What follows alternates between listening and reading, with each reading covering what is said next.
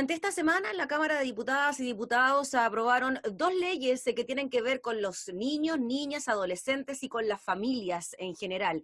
Una se conoce como Ley Mila, que permite otorgar acompañamiento a los menores que están hospitalizados y que nos enteramos de casos lamentables y trágicos de menores que no podían estar con sus papás, con sus mamás en los hospitales y lo pasaban muy mal. Y la otra es la Ley Dominga, que tiene que ver con acompañar a las mamás, a los papás que pierden a sus guaguitas durante el embarazo. Vamos a hablar de este tema con el diputado Andrés Longton, integrante de la Comisión de Familia de la Cámara. ¿Cómo está, diputado? Muchas gracias por recibirnos.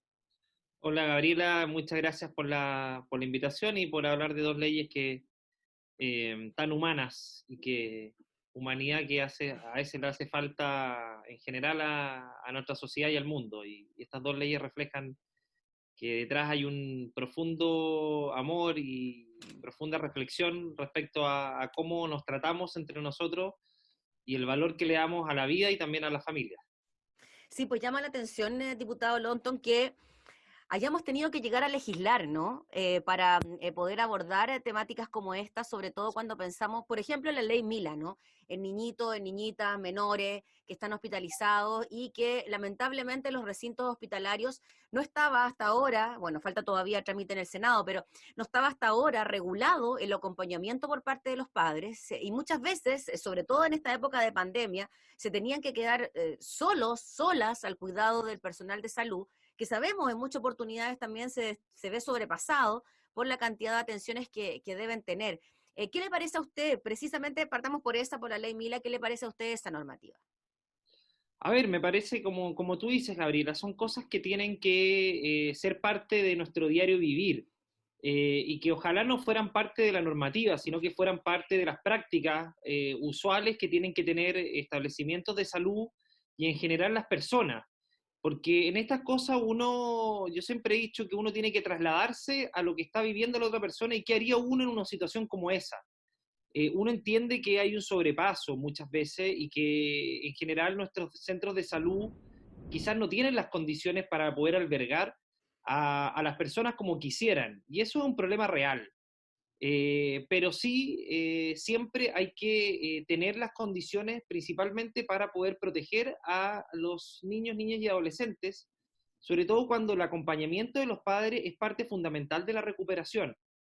Ese acompañamiento, ese amor que se traspasa desde el punto de vista también espiritual, del acompañamiento, del cariño y el afecto, es parte también de la recuperación de las enfermedades que pueden estar viviendo dolencia, que pueden estar viviendo sus hijos. Entonces, creo que esta normativa pone el énfasis y el relieve en donde tiene que ponerlo, que es precisamente la prioridad de las familias por sobre cualquier otra cosa. Y de esta manera también, Gabriela, vamos complementando la labor que con mucho sacrificio ha hecho el personal de salud respecto al cuidado de las personas que están enfermas, y de alguna manera también los padres contribuyen a poder alertar, a poder estar encima y poder complementar esa labor que ejercen los funcionarios de salud. Pero lo que no podemos permitir, Gabriela, es que los hijos estén alejados de sus padres cuando más lo necesitan.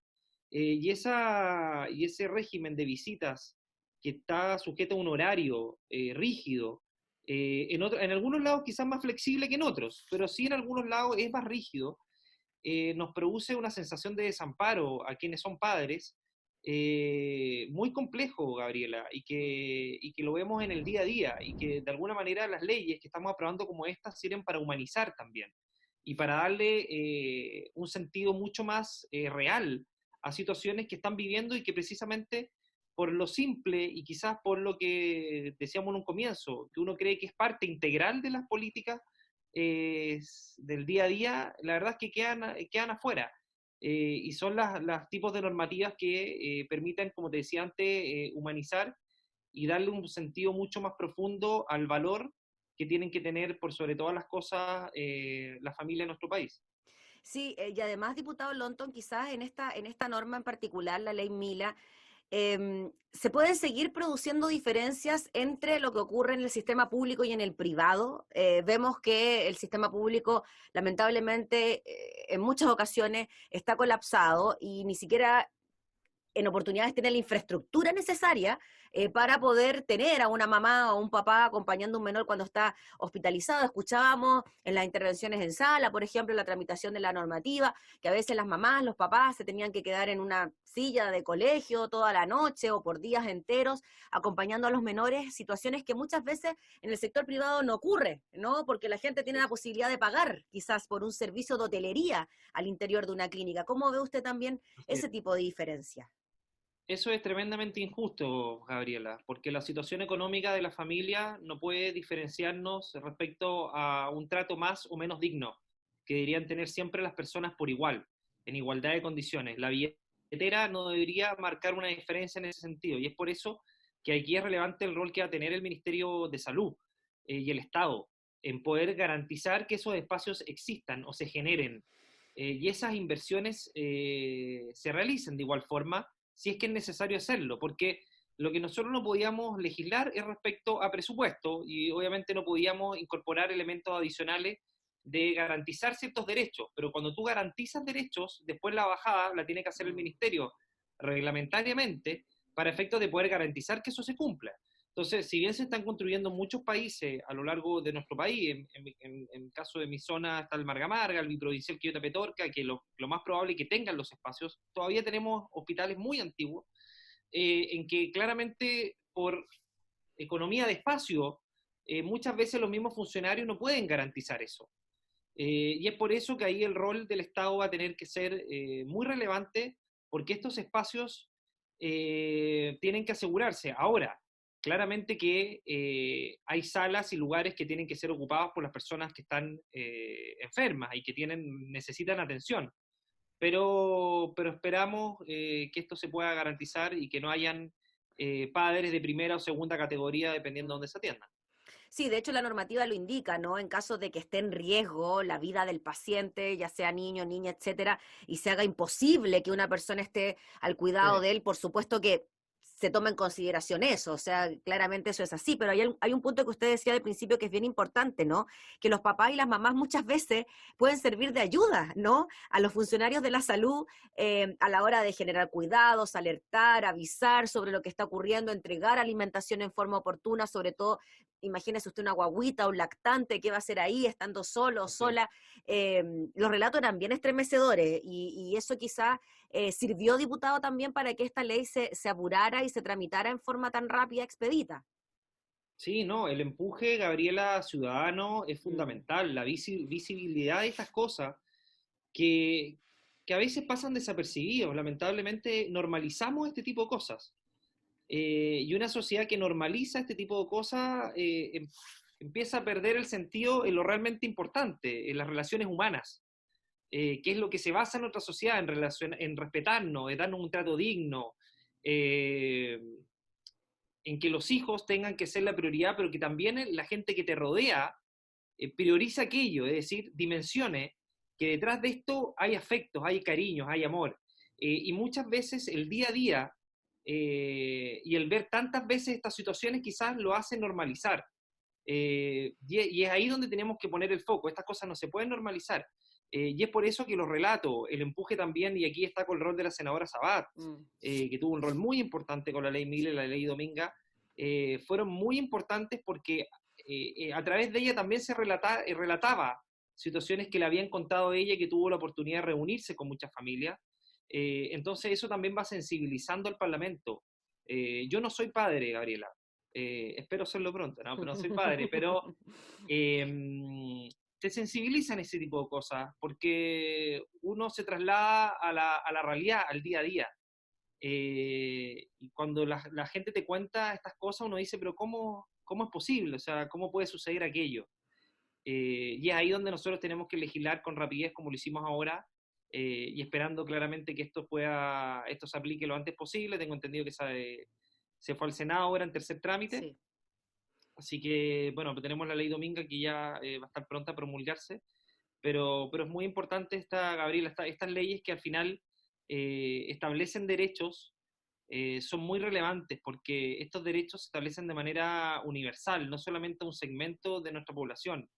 Y de alguna manera cuando tú vas acostumbrándote a aplicar estos protocolos, vas generando diálogo, vas generando cercanía con la persona. Y eso va, yo he repetido hartas veces la palabra humanizar, porque es parte de la labor que hacen los políticos y que la sociedad en general tiene que practicar con mayor regularidad. A veces estamos en una sociedad muy individualista, que solo nos preocupamos de nuestro metro cuadrado. Y esta ley precisamente viene a poner el valor donde corresponde, en el amor por los hijos y la familia y por tu entorno.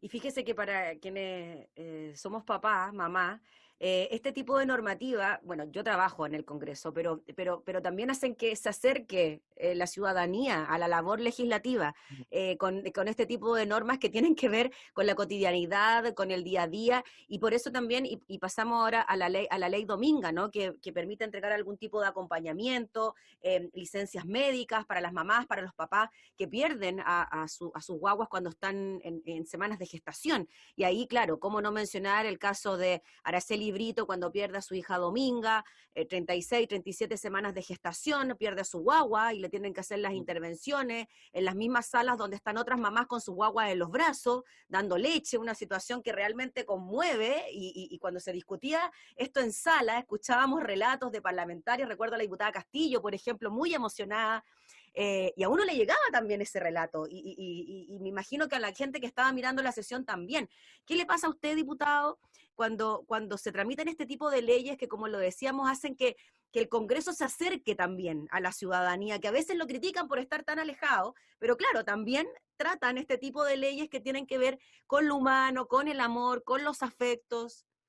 Sí. Mira, y el otro día me acordé de una frase que yo escribí en un discurso y que, a propósito de la ley, dije, no hay nada más alejado de la razón que el legislar sin la emoción. Hmm. Eh, la emoción es parte fundamental de lo que hacemos nosotros. Y a veces se deja de lado. Estamos en un mundo en general, te decía, muy individualista y que la frialdad de las relaciones a veces se normaliza. Y la inmediatez de las cosas hace que pasemos inmediatamente al siguiente tema sin dimensionar el dolor o el sufrimiento o poder empatizar de manera íntegra, completa con lo que está pasando el otro y pasamos al tiro al otro tema. Y estas leyes nos permitan precisamente ponernos de manera permanente en el lugar de los demás sin tener, los padres no lo vivimos, lo que está ocurriendo con Araceli y muchas madres que fallecen sus hijos en etapa gestacional o perinatal. Eh, pero al escuchar los relatos, uno dice, bueno, se trata de un hijo. Se trata de un hijo y lo viven tantas madres, y como te decía antes, son situaciones que se normalizan. Entonces, cuando uno escucha el relato en el día a día, oye, yo tuve un amigo, tuve un pariente, no sé qué, y se cuenta con, sí, la dimensión de que si es que fuera un hijo mayor, por ejemplo, que fallece. Se comenta como, Y uno, tuve una pérdida, una pérdida, se le claro, dice, tuve una pérdida. pero, pero el dolor no se dimensiona o no se puede medir por los meses, días o años de vida que tiene un hijo o hija. Depende de cada persona. Entonces, yo lo dije en el discurso, dije, se puede morir un hijo o una hija que tengan 5 o sea, años de vida, y para una madre puede ser lo mismo que si hubiera fallecido a los pocos minutos o en etapa de gestación. Porque quizá en etapa de gestación es tanta la ilusión, es tanto lo aferrada que estaba esa mujer a su hijo, a la ilusión de tener eh, a su hijo o a su hija, en que precisamente el amor que transmite es exactamente igual o podría ser también similar al que tuvo un hijo a los años de vida. Entonces, ¿quiénes somos nosotros para juzgar aquello o para dimensionar aquello? Es un hijo y es una hija. Y eso no podemos obviarlo ni podemos medirlo. Por lo tanto, el dolor de esa madre tiene que ser acompañado como corresponde y con todas las medidas de asesoramiento psicológico, psiquiátrico y sobre todo del entorno más cercano que está viendo este tema y que está y que muchas veces la familia, los amigos, no necesariamente el personal de salud. Y ahí es donde tenemos que también generar un cambio cultural.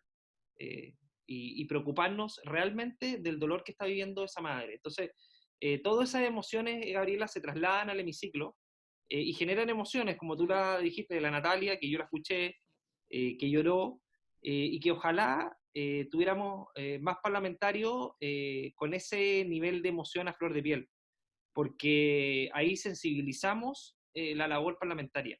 Y somos capaces un minuto, aunque sea, salirnos de nuestro trajín diario y decir, ¿saben qué? Hay personas que lo están pasando muy mal y nosotros con una pequeña modificación en la ley o con una ley que no es tan compleja, podemos sacar, no sacar, pero sí aliviar, aunque sea un poco el dolor de muchas madres en nuestro país. Sí, yéndonos a la normativa propiamente tal, diputado, sabemos que todavía falta el reglamento por parte del Ministerio Sí. de Salud. Son 6 meses que tiene plazo para dictar esta norma que establecerá mecanismos o acciones concretas que deberán realizar los establecimientos de salud para resguardar el derecho de acompañar emocional, psíquicamente a estas madres y padres, ¿no? Eso en términos generales, pero también tendrán derecho a permisos pagados, una especie de licencia por duelo, por decirlo de alguna manera, por la muerte de este menor que se está gestando, ¿no? Sí, claro, se asimila a lo que ocurría hoy por fallecimiento de un menor, de un hijo o hija, cosa que no existía en caso de muerte gestacional o perinatal. Y como te decía, fallece un hijo o una hija. No podemos hacer distinción de cuánto tiempo tuvo de vida para efectos de decir, mira, en estos casos te vamos a dar un permiso y en estos casos no te damos un permiso. O sea, no resiste análisis. Entonces, es un duelo. Y ese duelo tiene que respetarse y creemos que el tema laboral es fundamental para que la mujer pueda estar acompañado de sus seres queridos, pueda estar acompañado de su entorno y lo más importante, que pueda también tener una asistencia psicológica integral para efectos de poder tener un acompañamiento permanente en el tiempo, más allá también del amor, obviamente, que le puedan entregar su familia, porque vamos poniendo todo de manera, a ver, vamos haciendo medidas que de alguna manera el entorno vaya dimensionando, porque con el permiso laboral, Gabriela, tú dices también, mira, sabes que tiene que vivir un duelo porque perdió un hijo. Entonces, ya le damos el trato que corresponde, que tiene que ser respecto a una vida. Entonces, el entorno laboral en este caso va diciendo, mira, perdió un hijo y tiene que vivir un duelo. Entonces, ya no lo tratamos como, mira, tuvo una pérdida, tiene que venir mañana a trabajar. Entonces, las leyes de repente van generando estas situaciones de poca empatía. Entonces, a través de leyes también podemos generar estos cambios en que vamos sensibilizando al entorno de que realmente hay una pérdida detrás y que hay un dolor. Y de esta manera vamos empatizando y sensibilizando también a la gente que nos rodea. Mm. Diputado Lonton, finalmente, y qué bueno hablar con usted, porque es hombre, ¿no? Estos temas siempre se tratan quizás entre parlamentarias mujeres o dentro de un círculo de mujeres, ¿no? Usted nos ha dicho que no es papá, pero que quiere serlo en el corto plazo. ¿Cómo cree usted que deben abordarlo también los hombres, estas situaciones, estas problemáticas? ¿Usted cree que con el tiempo y ahora, siglo XXI, año 2021, hay una sensibilidad especial por parte de los hombres a la hora de escuchar a las mujeres cuando pasan por este tipo de situaciones? ¿Hay una sensibilidad especial, un entendimiento mayor quizás? Yo creo que sí, ¿sabes qué? Mira, yo soy de una suerte como de generación intermedia, Es verdad. donde, donde he visto una evolución importante dentro de mi formación como persona. Y creo que hoy día está mucho más instalado de la importancia de no solamente la igualdad, sino que los derechos en el amplio sentido de la palabra de las mujeres.